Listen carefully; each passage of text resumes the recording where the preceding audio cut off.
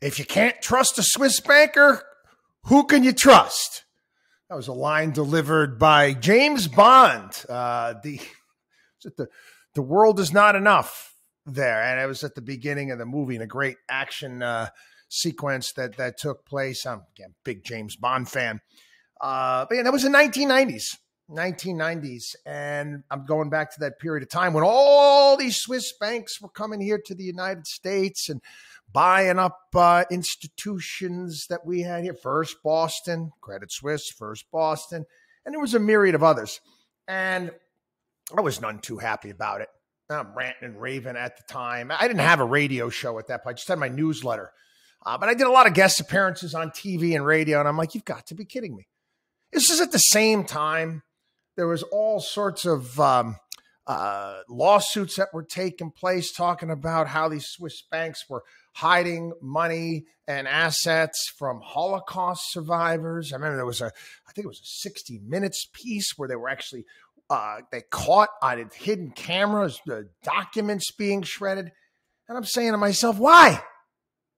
Why? We know what these companies are. We know how they operate.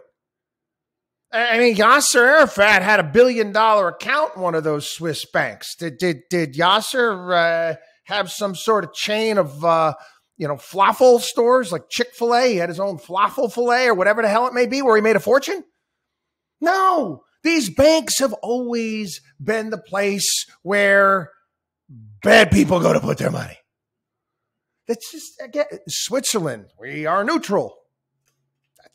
It's who they are.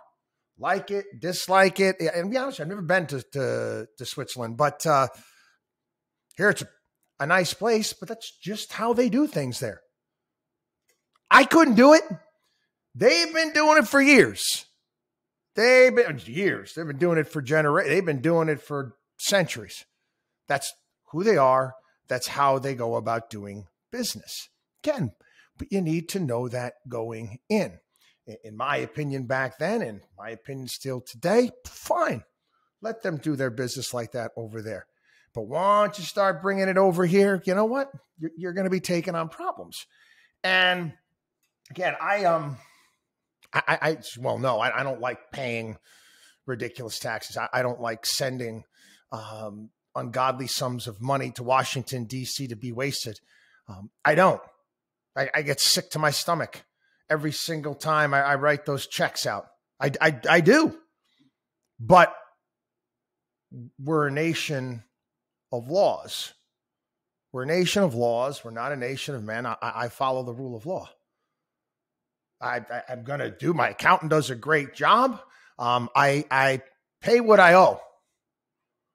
I pay what I owe. And again, the Swiss banks for a long time, if you know what the hell you're doing, guess what? You get your money out, you get your money into these accounts, and you're not paying taxes on it. Now, again, we supposedly cleaned all that up, struck a deal with the Swiss banks there where they were not going to allow that to happen. Well, guess what? Credit Suisse collapses. And now we got some whistleblowers coming out now. Yep.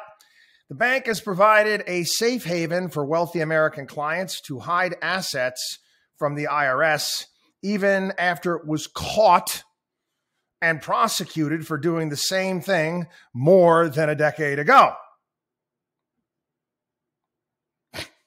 This is back in 2014. The bank pleaded criminal charges for knowingly and willfully helping thousands of U.S. clients conceal their offshore assets and income from the IRS. It admitted at the time that it used sham entities, destroyed account records, and hand-delivered cash to American clients to avert IRS detection. Agreeing to crack down on U.S. tax dodgers going forward as a part of its plea deal, Credit Suisse agreed at the time to host a host of reforms, including disclosing its cross-border activities and cooperating with authorities when they request information. As it turns out, they violated that agreement. What was that Chris Rock bit from one of his stand-up routines talking about Siegfried and Roy, and that accident where the tiger attacked one of them. And he's saying, oh, that's terrible. Everybody's saying, oh, that tiger went crazy. No, that tiger didn't go crazy. That tiger went tiger. This is what these Swiss banks do. This is what they do.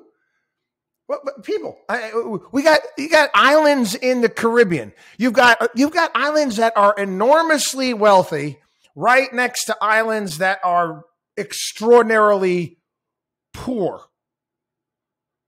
You do realize that there's like major banks in the Caymans and Cozumelans and some of these places, right? That you know how this all works, correct? I mean, come on. We pretend like this doesn't go on, but we know it does. Yeah, when I do travel, I give an example. I go to Greece, go to the islands in the summer. Yeah, there's UBS here. There's just Credit Suisse over here. Yeah, oligarchs got to pick up their cash. WatchDog on WallStreet.com.